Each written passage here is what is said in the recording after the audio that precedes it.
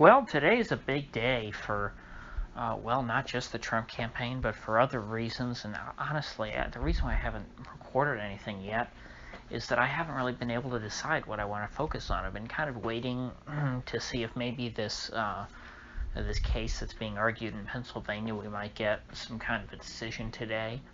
But frankly, there's so much to talk about, and I kind of know which way that's going to go anyway.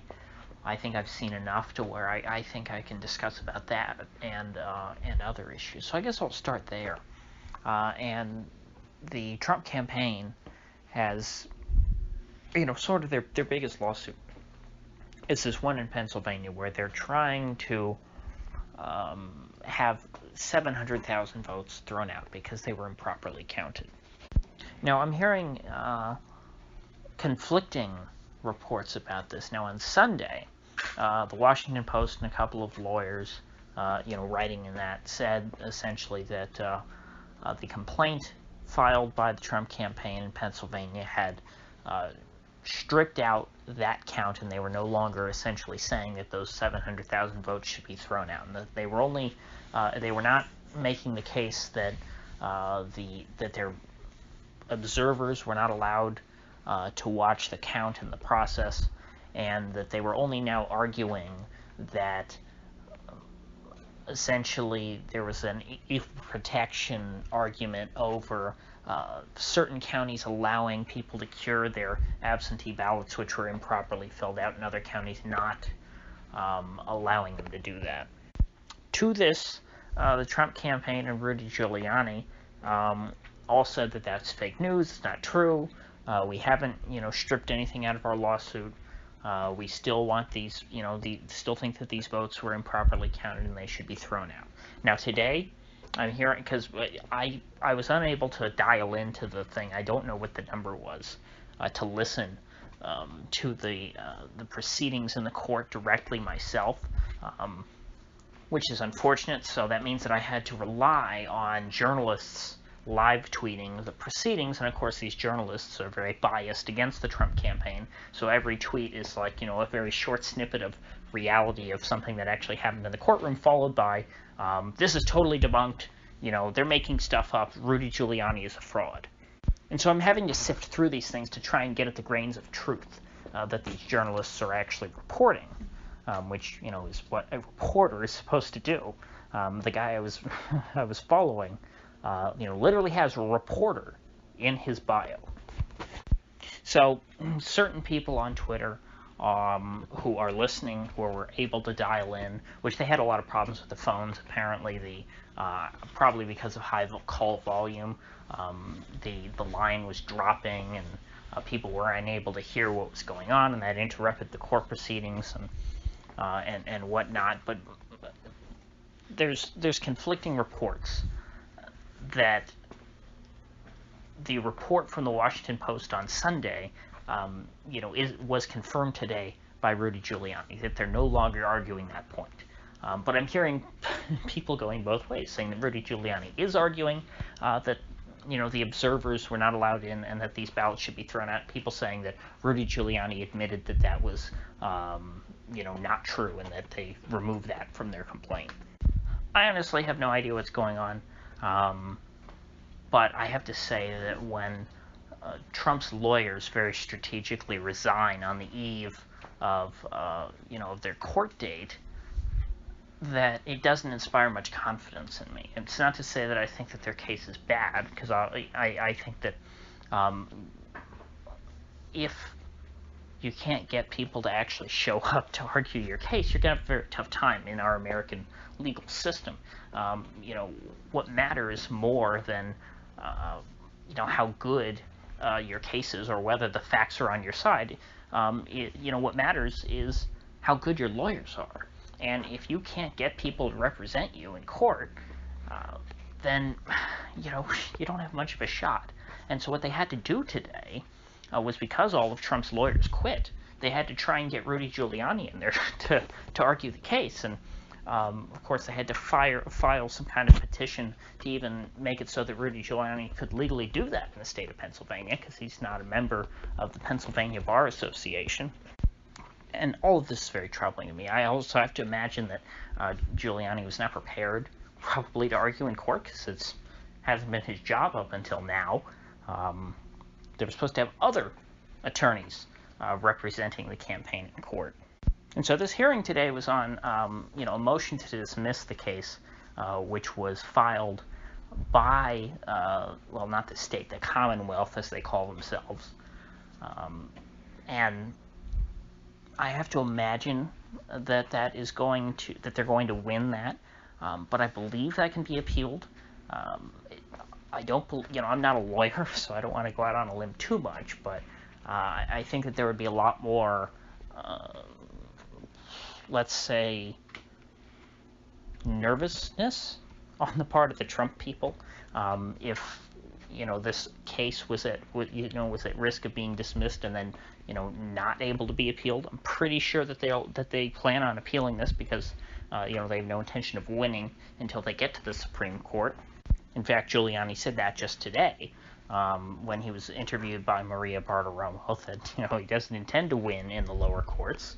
He only really cares about the Supreme Court. And maybe by then they will have other representation, that they will have good lawyers to argue in front of the Supreme Court. Because, of course, when George W. Bush in 2000 had his legal fight with Al Gore, George W. Bush had great attorneys. The best attorneys in the country wanted to represent George Bush because, George Bush, he was a good old boy. He was well known. His daddy was the president and the director of the CIA. And so you better believe that he had good lawyers. But Donald Trump, who was his lawyer before he was president? It was Michael Cohen. Or Michael Cohen. I can never remember how he actually pronounces his name. I believe it's spelled Cohen, but I've heard him call himself Michael Cohen. Anyway, it's beside the point. So Trump doesn't have a history necessarily of having the best lawyers. Rudy Giuliani has a good track record in court. I mean, he was a well-known prosecutor before he was a politician. But I don't know how well he is these days. I mean, it's been a long time, I think, since Rudy Giuliani has argued in a courtroom.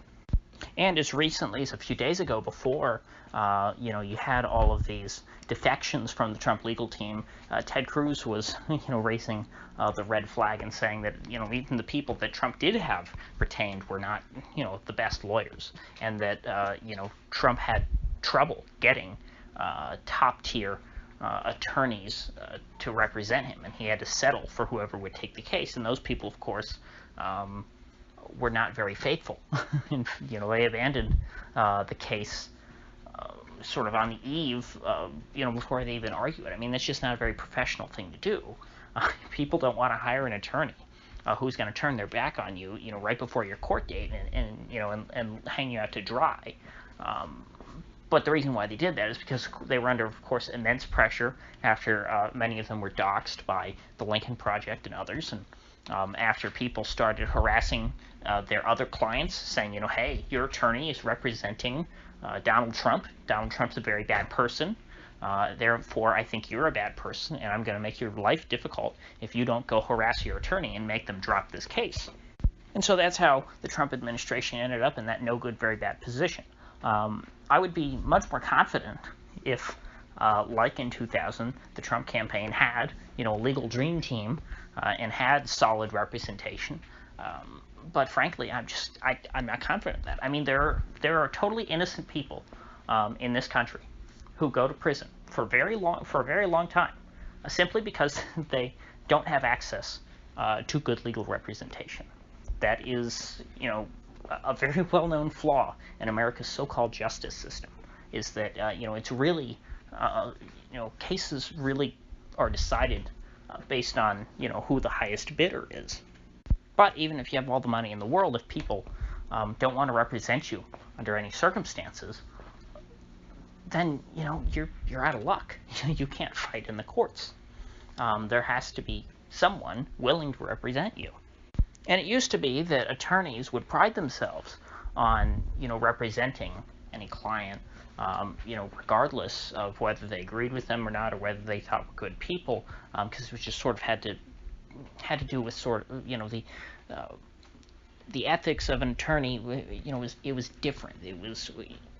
what you thought about inside the courtroom was, what you were proud of was your ability to make a case, not necessarily what that case was or who that case was for. I mean, we wouldn't have defense attorneys in murder trials if essentially anyone who was convicted in the court of public opinion was denied representation because no attorney would want to defend them. And that's essentially what happened here. Trump was convicted as a loser in the court of public opinion, by the press, and because of that, he's not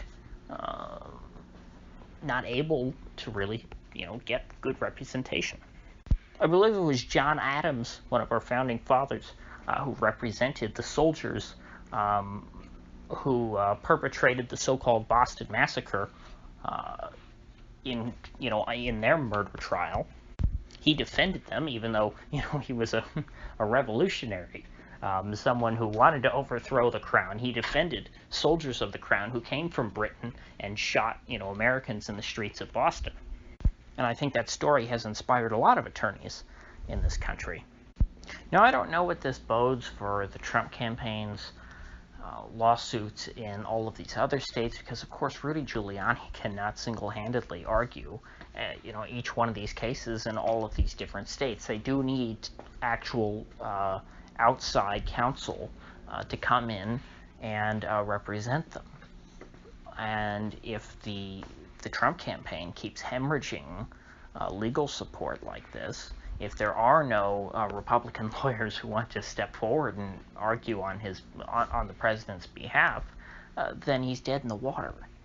And so, assuming that they lose today and that they appeal to the Supreme Court and all these, the legal proceedings continue, I'm going to have absolutely no faith that they will see any success in higher courts relative to their abject failure in the lower courts, which again was to be expected to some extent, unless they retain some serious support. They need attorneys. I'm somewhat surprised, but I'm also not that surprised that this is a problem.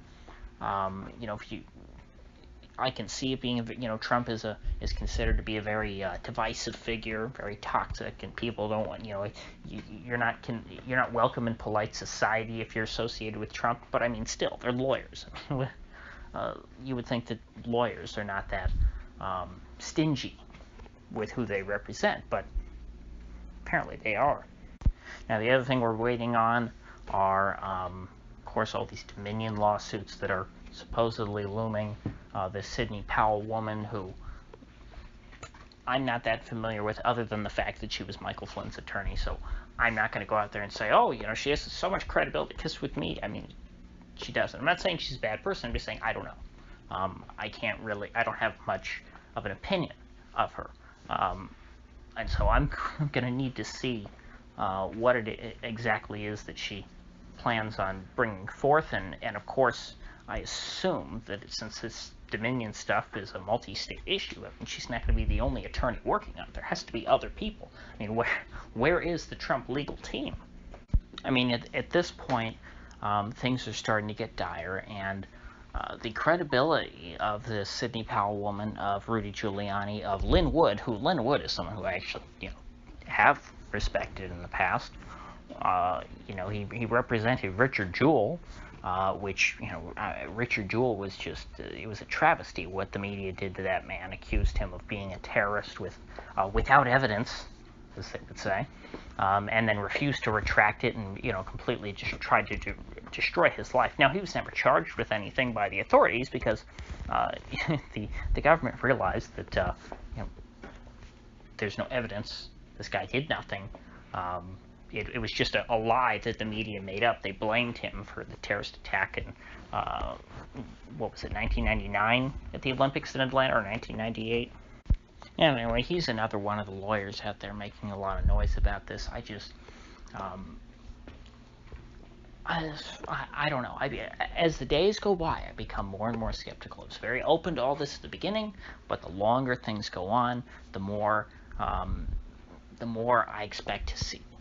I think that what Giuliani has been talking about this whole time with the the observers and whatnot, it sounds very reasonable to me. It's something they'll have to argue in court. They'll need to make a good case. But this Dominion stuff, until I see something concrete, it's all speculation. Yes, can electronic voting machines be hacked? Definitely. They always have. That's always been a danger of them. That's that's not a good thing. But again, without how are you going to trace that? Whatever evidence, digital evidence that might exist, I would imagine, if anyone cheated that way, they would have made sure to cover their tracks. So, there were so many other things I wanted to talk about today, but I think that just sticking to the, my updated thoughts on the legal fight is sufficient. They need better lawyers. There needs to be some cohesion, some